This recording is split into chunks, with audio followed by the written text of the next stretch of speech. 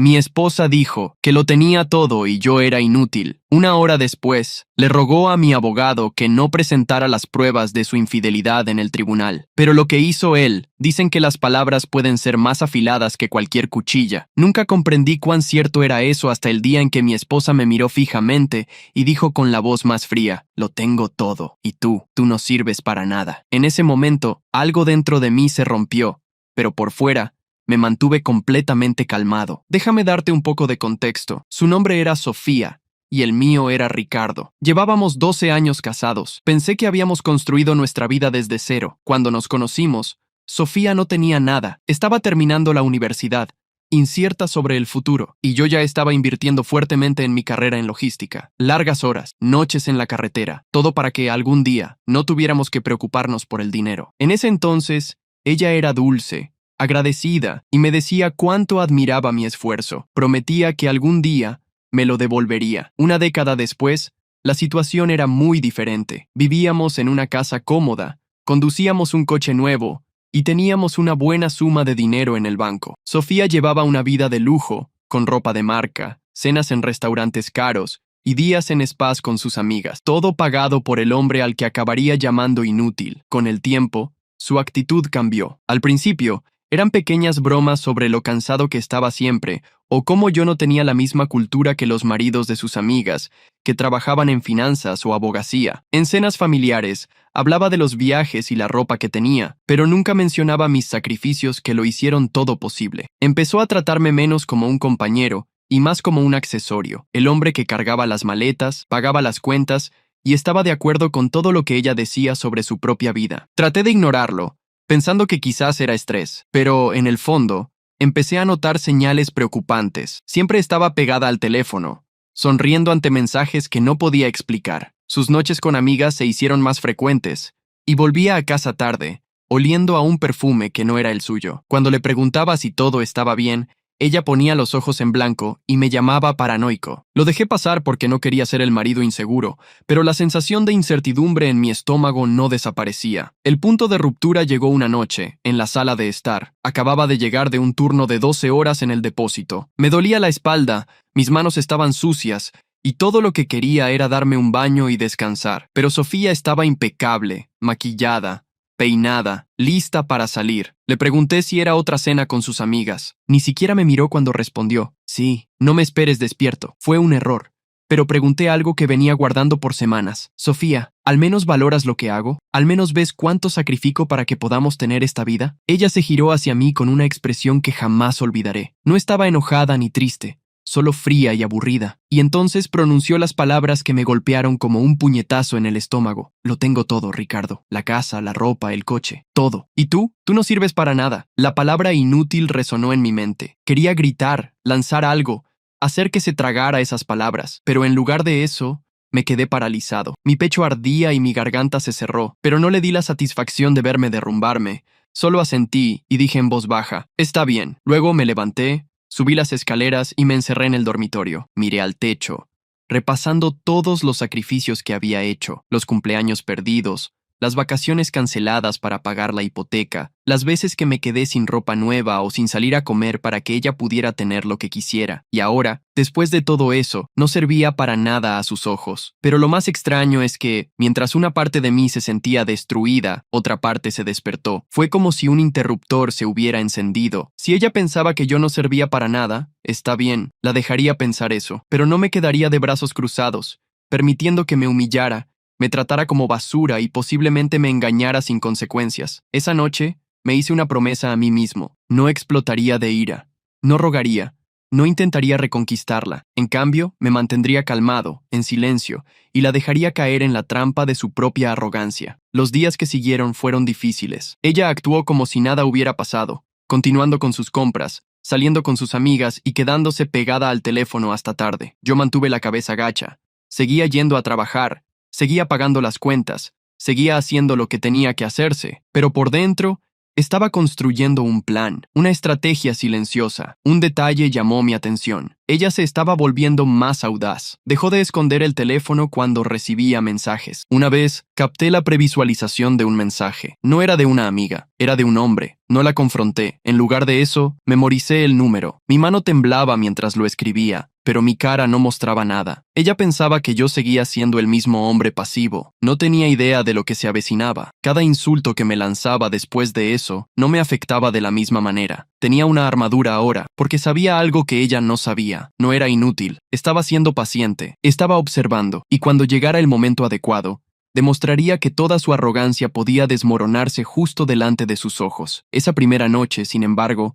fue la más difícil. Me quedé despierto hasta el amanecer, mirándola mientras dormía plácidamente a mi lado, como si no acabara de arrancarme el corazón con una sola frase. Recuerdo susurrarme a mí mismo: algún día, Sofía, te arrepentirás de esas palabras. Después de esa noche, cuando Sofía me llamó inútil, algo dentro de mí cambió para siempre. Dejé de verla como mi esposa y empecé a verla como una extraña que invadió mi casa. Continué desempeñando el papel de marido, pero, en el fondo, estaba planeando mi salida, y no cualquier salida, sino una que la dejaría sin nada más que las consecuencias de su propia arrogancia. El primer paso fue encontrar a alguien que me ayudara. Nunca había pasado por una situación así. El divorcio nunca estuvo en mis planes, pero sabía que, si me metía en esto, ella me devoraría vivo. Sofía era manipuladora, encantadora cuando quería, y tenía el don de distorsionar las historias para hacerse la víctima. No podía arriesgarme a entrar en una pelea sin preparación. Fue entonces que busqué a Jorge Martins, un abogado recomendado por un compañero de trabajo que había pasado por un divorcio brutal. Jorge tenía la reputación de ser tranquilo, estratégico e implacable cuando era necesario. No era de los que desperdiciaban palabras. Era el tipo de persona que armaba un caso como un rompecabezas, pieza por pieza,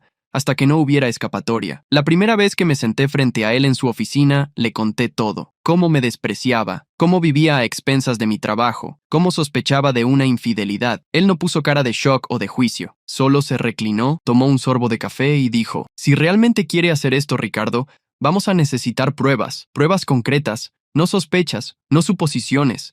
Evidencia. Esa palabra resonó en mi mente. Evidencia. Sonaba fría, pero era exactamente lo que necesitaba. Sin ella, sus palabras se impondrían a las mías en el tribunal. Lloraría, inventaría historias, me señalaría con el dedo y, sin pruebas, yo sería el hombre inútil que ella pintó de mí. Pero con evidencia, podría voltear la historia en su contra. Jorge trazó un plan. Empecemos con lo simple, dijo: registros telefónicos, seguimiento financiero, vigilancia.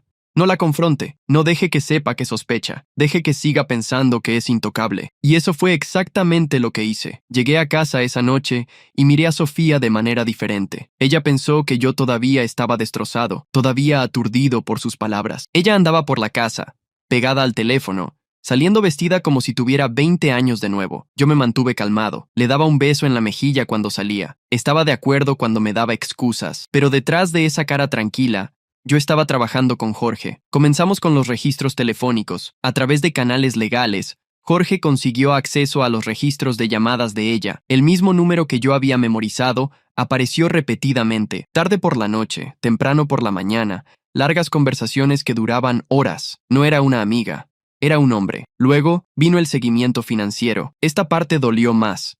Siempre confié en ella con acceso a nuestra cuenta conjunta, y ella usó esa confianza para desviar dinero para estancias en hoteles, cenas sofisticadas e incluso transferencias directas a su nombre. Mi dinero, el dinero que me esforcé por ganar, y ella se lo estaba entregando a otro hombre como si yo fuera su cajero automático personal. El último clavo en el ataúd fue la vigilancia. Jorge sugirió un investigador privado. Al principio, dudé. Había algo sucio en ello, como espionaje, pero entonces recordé sus palabras: lo tengo todo, y tú no sirves para nada. De repente, mi vacilación se evaporó. Si ella me estaba engañando, necesitaba verlo con mis propios ojos. El investigador privado no tardó. En 2 semanas me entregó fotos que me helaron la sangre. Ahí estaba Sofía, de la mano con él, caminando hacia un hotel. Ahí estaba ella de nuevo, besándolo en el estacionamiento, sonriendo como una adolescente enamorada. Miré esas fotos por horas, mis puños apretados con tanta fuerza que mis nudillos se pusieron blancos. No era solo traición, era una burla. Ella estaba viviendo a mis expensas, humillándome y riéndose a mis espaldas. Pero en lugar de explotar, hice algo que me sorprendió. Sonreí, porque por primera vez supe que no era impotente. No era inútil, tenía todo lo que necesitaba para voltear su mundo al revés. Jorge organizó todo en un dossier: registros telefónicos, extractos bancarios, fotos, fechas, horas, nombres. Era un caso perfecto. Él me miró y dijo: Ricardo, si esto va a juicio, ella no solo va a perder, será destruida. Aún así, mantuve mi calma en casa. Esta fue la parte más difícil, fingir, actuar como si nada estuviera mal. Cada vez que ella mentía sobre dónde iba, cada vez que llegaba a casa oliendo a perfume, tenía que morderme la lengua. Pero, de una manera extraña, se hizo más fácil, porque sabía el resultado final. Ya no era el marido despistado, era quien tenía las cartas. Ella todavía insistía, exigiendo cosas como, ¿por qué no me compras un coche nuevo? Me lo merezco. O, deberías llevarme de vacaciones. Necesito un descanso. Y yo asentía, forzaba una sonrisa y decía, claro, hablemos de eso más tarde. Poco sabía ella que las únicas vacaciones que se tomaría serían de mi vida para siempre. Semanas pasaron, y el caso se hizo más fuerte. Jorge me dijo que no me apresurara. El momento era todo. Cuanta más libertad creyera que tenía, más apretada se pondría la trampa. Entonces, esperé, paciente, silencioso, calculador. Estaba viviendo dos vidas, la del marido leal por fuera y la del estratega traicionado por dentro. Finalmente, la fecha del juicio fue marcada. Sofía no tenía idea de lo que le esperaba. Aún creía que tenía el control. Le decía a sus amigas que se quedaría con todo en el divorcio. La casa, el coche e incluso la pensión alimenticia. Se reía de cómo yo nunca sobreviviría sin ella. Y yo solo escuchaba, asintiendo, dándole exactamente lo que ella quería, la ilusión de la victoria. La noche antes del tribunal, apenas dormí. Me senté en la mesa de la cocina, mirando la carpeta que Jorge había preparado. Cada página era una daga esperando ser desenvainada. Imaginé su expresión cuando la viera. Imaginé su falsa confianza haciéndose pedazos frente al juez. Por primera vez en meses, sentí paz, porque sabía que el mañana sería el día en que la máscara finalmente caería. Y aquí está la ironía. La mujer que una vez dijo que yo no servía para nada, no tenía idea de que yo era quien estaba construyendo la trampa que la expondría. Ella pensó que era inteligente, intocable, superior, pero en realidad estaba caminando con los ojos vendados, directo a un tribunal donde su imperio de mentiras se desmoronaría ante todos. La trampa estaba lista. Solo faltaba dar el disparo final. La mañana de la audiencia parecía surreal. Me desperté antes del amanecer. Me puse mi traje. Nada extravagante, solo simple, oscuro y limpio. Y me miré en el espejo. Mis manos estaban firmes. Mi cara tranquila. Meses atrás, habría estado temblando de nerviosismo. Pero ahora, sentía que ya había ganado. Llegué al tribunal con Jorge, mi abogado. Él llevaba la gruesa carpeta de evidencia como si fuera un arma cargada. Y, en cierto modo, lo era. Cada página dentro de ella tenía el poder de destruir su arrogancia, sus mentiras y su pequeño imperio de manipulación. Cuando entramos, Sofía ya estaba allí. Parecía radiante, el cabello perfectamente arreglado, vestida con un vestido de marca, joyas de oro brillando bajo las luces. No estaba vestida solo para ir al tribunal. Estaba vestida para la victoria. Me lanzó una sonrisa presuntuosa y giró la cabeza como si yo no existiera. Su abogada, una mujer alta y de aspecto afilado, le susurró algo al oído, y ambas se rieron. Me senté en silencio en mi mesa, sin sonrisas, sin ira, solo calma. Esta era mi arma, el silencio. El juez entró y el proceso comenzó. La abogada de Sofía fue la primera en hablar, pintándola como una víctima. Habló con convicción. Su señoría, mi cliente fue víctima de negligencia emocional e injusticia financiera. Ella dedicó los mejores años de su vida a este matrimonio y ahora merece estabilidad de ahora en adelante. Estamos pidiendo la posesión total de la casa, la mitad de los ingresos de mi cliente y pensión alimenticia continua para mantener el estándar de vida al que se acostumbró. Miré a Sofía mientras se decían las palabras. Estaba sentada, con la barbilla en alto, casi brillando de arrogancia. Asentía, como si ya hubiera ganado. Entonces, llegó nuestro turno. Jorge se levantó lentamente, su presencia imponente, pero sin ser ruidoso. No discutió de inmediato. En cambio, comenzó con algo simple. Su señoría, mi cliente, el señor Ricardo González, trabajó incansablemente durante más de una década para proporcionar la vida que su esposa ahora describe. No fue negligente. De hecho, sustentó este matrimonio financiera y emocionalmente. Pero, además de mis palabras, tenemos evidencia que muestra la verdadera dinámica de esta relación. La palabra evidencia hizo que Sofía se moviera incómodamente. Su sonrisa vaciló por un segundo. Su abogada se opuso de inmediato, preguntando, ¿qué evidencia? El juez levantó la mano, señalando silencio, y permitió que Jorge continuara. Jorge colocó la carpeta sobre la mesa con un movimiento deliberado. La abrió lentamente, sacando el primer conjunto de documentos. ¡Su señoría!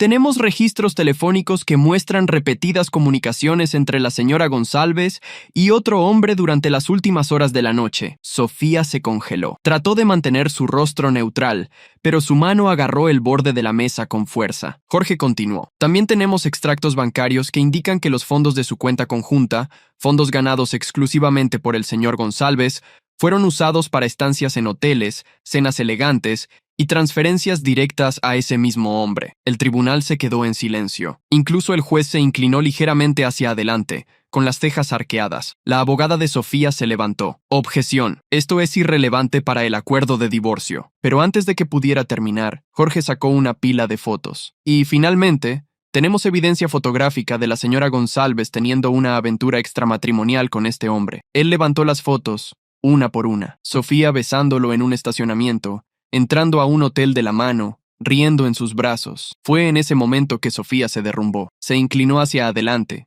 con los ojos muy abiertos, y susurró frenéticamente a su abogada. Luego, más fuerte, su voz temblando dijo: «Por favor, no muestre eso.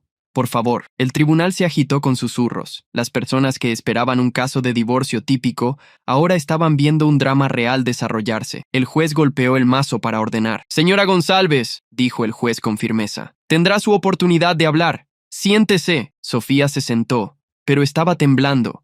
Su confianza anterior había desaparecido. Parecía un animal acorralado, desesperado y asustado. Su abogada trató de recuperarse, balbuceando algo sobre contexto y dificultades maritales, pero el daño ya estaba hecho. La evidencia era innegable. La voz de Jorge se mantuvo firme, casi fría. «Su señoría, mi cliente sufrió humillación, traición y explotación financiera. Fue considerado inútil en su propia casa mientras sus ingresos financiaban una aventura. Afirmamos que las reclamaciones de la señora González por apoyo conyugal y bienes no solo son infundadas, sino también un insulto a los sacrificios que el señor González hizo». El juez se giró hacia Sofía. «Señora González, ¿desea responder a esta evidencia?». Su rostro estaba pálido. Por primera vez parecía pequeña. Balbuceó. No es lo que parece.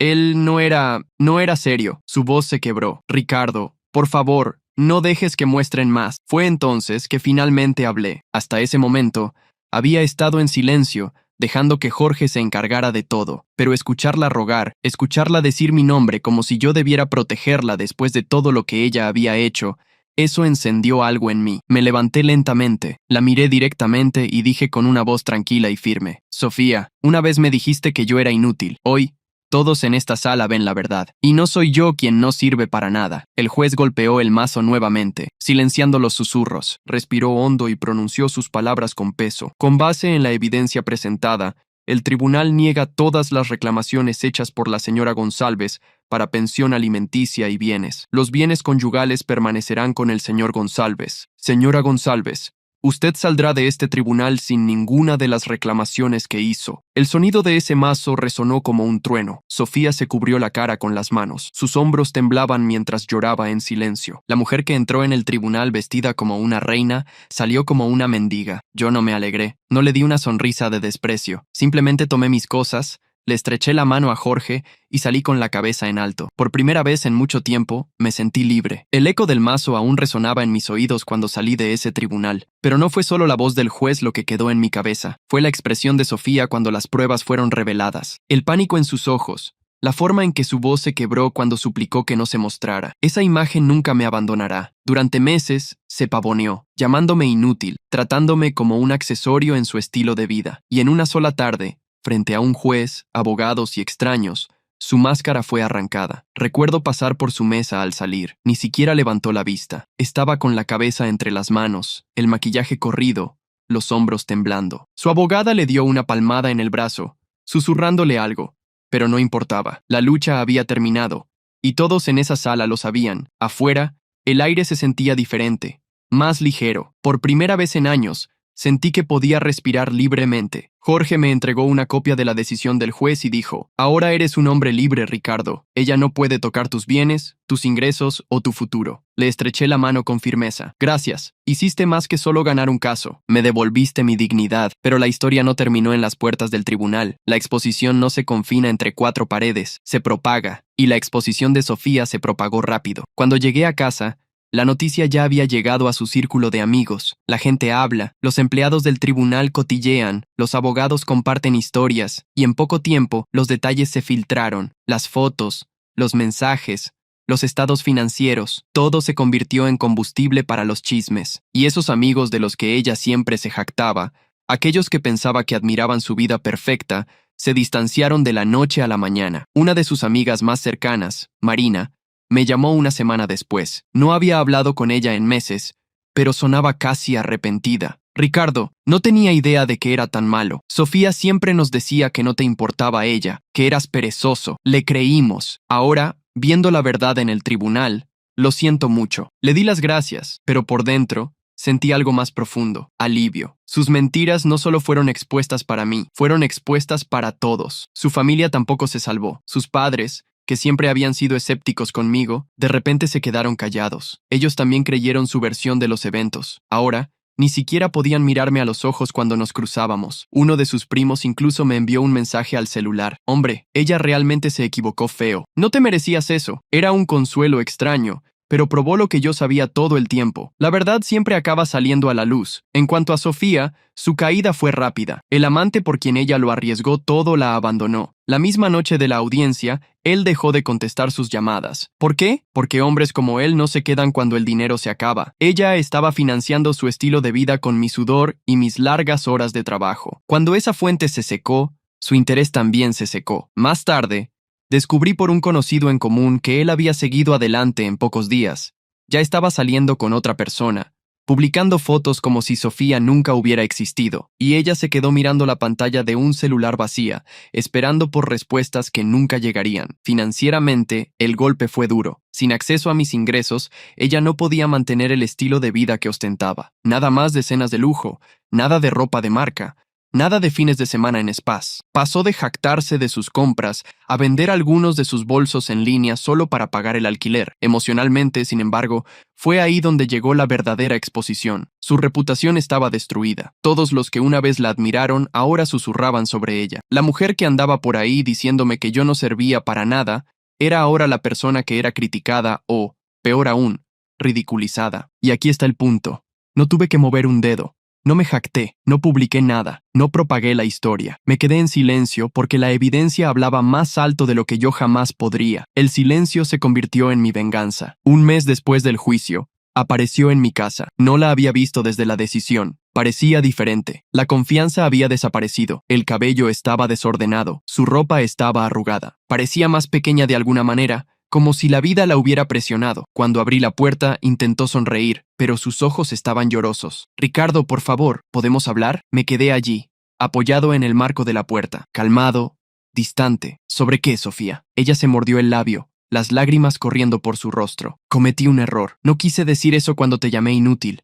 Estaba enojada. Fui egoísta. Por favor, necesito tu ayuda. Sus palabras podrían haberme conmovido una vez, pero ya no. La miré por un largo momento y simplemente dije, no, Sofía, tú hiciste tus elecciones y ahora estás viviendo con ellas. Entonces, cerré la puerta. No sentí alegría, no sentí ira, solo sentí que un capítulo se había cerrado. La exposición no fue solo sobre el tribunal, las fotos o los extractos bancarios. Fue sobre revelarla como realmente era, una mujer que pensó que podía construir una vida de lujo basada en mentiras, que pensó que podía llamar inútil al hombre que le proporcionó todo eso sin consecuencias, y cuando la máscara cayó, no quedó nada más que arrepentimiento. En las semanas siguientes, me reconstruí silenciosamente. Me concentré en mí mismo, en mi trabajo, en la paz simple de vivir sin manipulación en mi propia casa. Los vecinos me saludaban de forma diferente. Algunos incluso me daban una palmada en la espalda y decían, «Bien hecho, amigo». Era sutil, pero yo sabía que ellos también se habían enterado. La exposición no se esconde. Sofía, por otro lado, desapareció. La última vez que supe,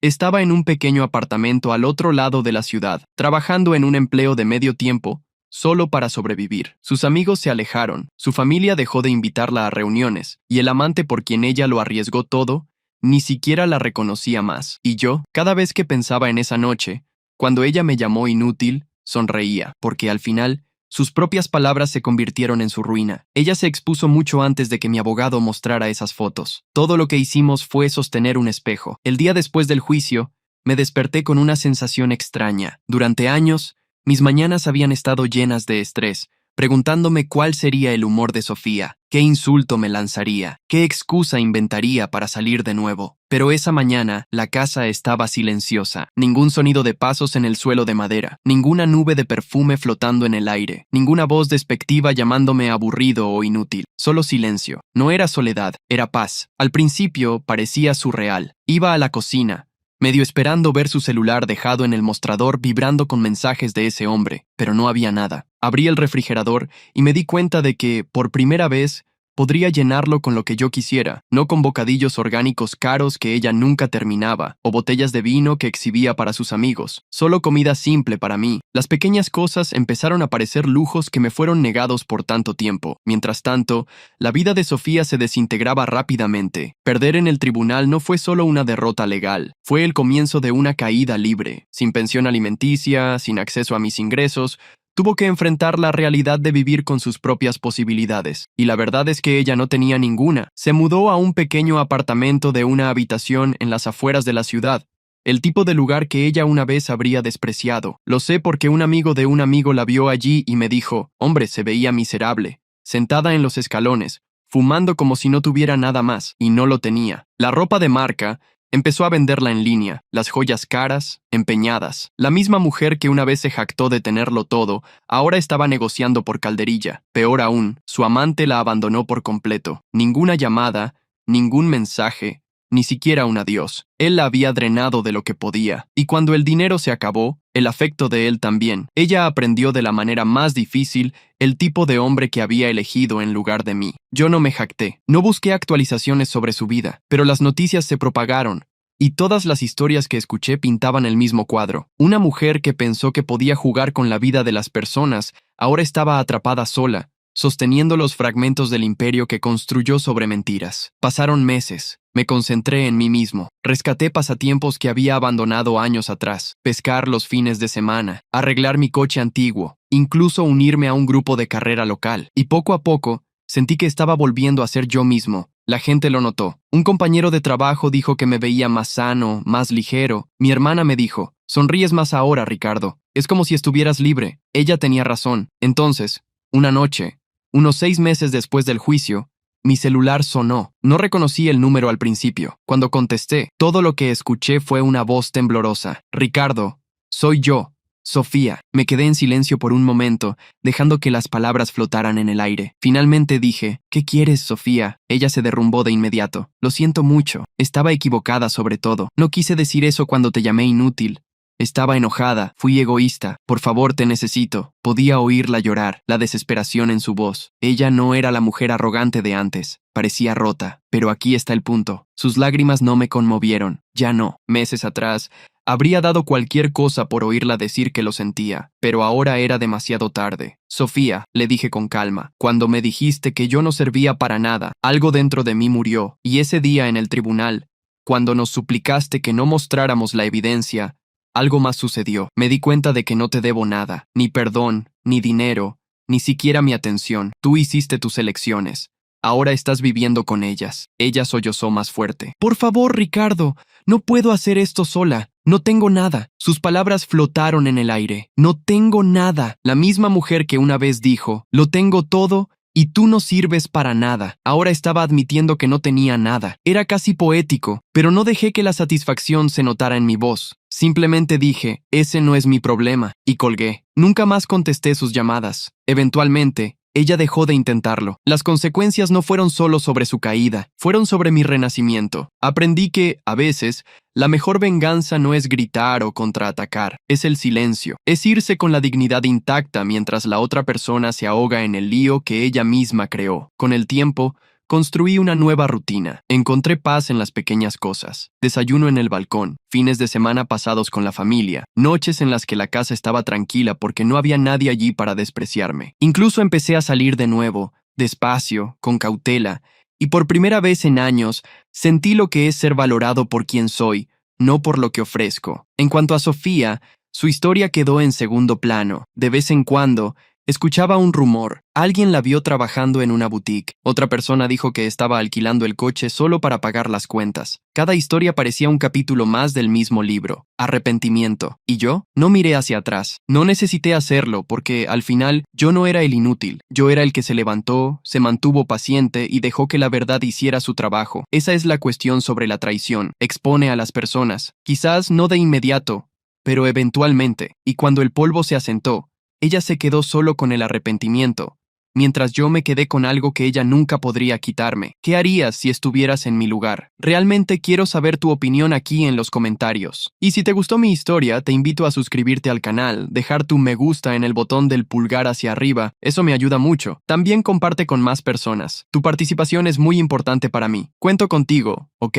Te espero en la próxima historia.